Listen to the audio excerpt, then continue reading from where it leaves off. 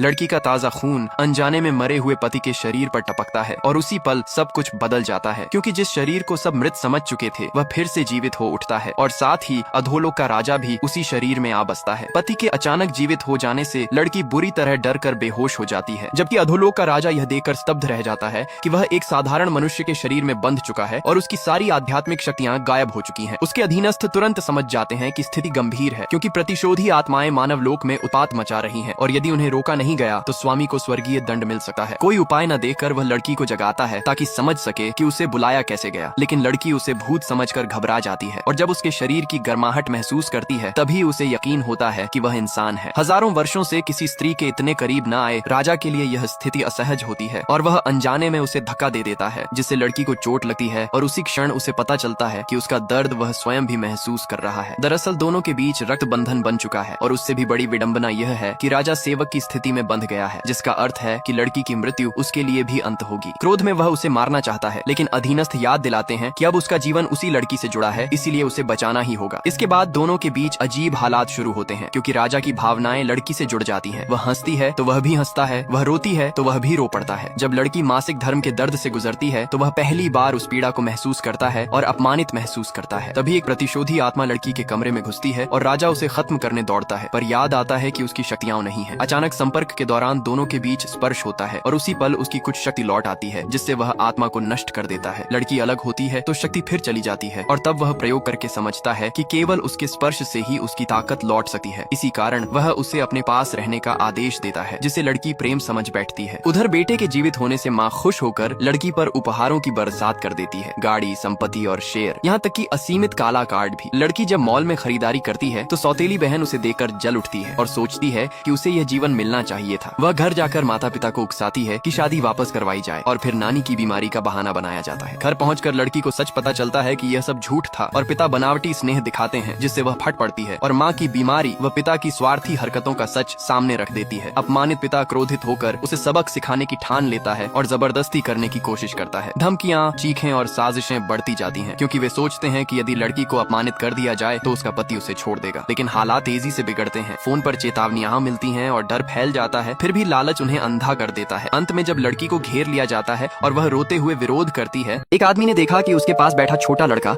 उसकी हर हरकत कॉपी कर रहा है। उसे यह बड़ा मजेदार लगा तो उसने अपनी टांग दूसरी तरफ कर ली। अगले ही पल लड़के ने भी वैसा ही किया। दोनों इस खेल में खूब मस्त हो गए। तभी आदमी का अपना बेटा गुस्से में आ गया। वह तेजी से आया और छोटे लड़के को एक थप्पड़ मार दिया। लड़का उठकर पूछने लगा कि उसने ऐसा क्यों किया, लेकिन उसे फिर से धक्का दे दिया गया। इसके बाद आदमी का बेटा खुद जमीन पर गिरकर रोने का नाटक करने लगा। आदमी दौड़कर आया और पूछा क्या हुआ। उसके बेटे ने झूठ बोलते हुए कहा कि उस लड़के ने उसे धक्का दिया। उधर छोटा लड़का कहने लगा कि असल में उसे ही धक्का दिया गया था। दोनों की अलग अलग बात सुनकर आदमी ने असिस्टेंट को सीसीटीवी फुटेज लाने को कहा और लड़के को दिलासा दिया। उसने कहा, बेटा अगर मेरे बेटे ने तुम्हें परेशान किया है तो मैं उससे माफी मंगवाऊंगा, लेकिन अगर गलती तुम्हारी हुई तो तुम्हें उसकी कीमत चुकानी पड़ेगी। इतने में वह छोटा लड़का अचानक आदमी को गले लगाकर पापा कहने लगा। ये सुनकर आदमी हैरान रह गया। तभी उसका असली बेटा फिर आया और उस लड़के को धक्का देकर बोला, ये मेरे पापा हैं। आदमी को अपने बेटे की यह हरकत देखकर गुस्सा आया और वह उसे डांटने ही वाला था कि तभी असिस्टेंट सीसीटीवी फुटेज लेकर आ गया। फुटेज में साफ दिख रहा था कि पहले उसी के बेटे ने हाथ उठाया था। आदमी ने सख्ती से कहा, माफी मांगो। बेटा बोला, इसने मेरे पापा छीनने की कोशिश की, इसे मारना सही है। आदमी ने गुस्से में उसका नाम लेकर डांटा। तभी छोटा लड़का बोला, भैया गुस्सा मत करो, पापा मुझे गोद में उठाओ ना। आदमी ने झुंझलाकर कहा, मैं तुम्हारा पापा नहीं हूँ, तुम गलत समझ रहे हो। इतने में एक महिला दौड़ती हुई आई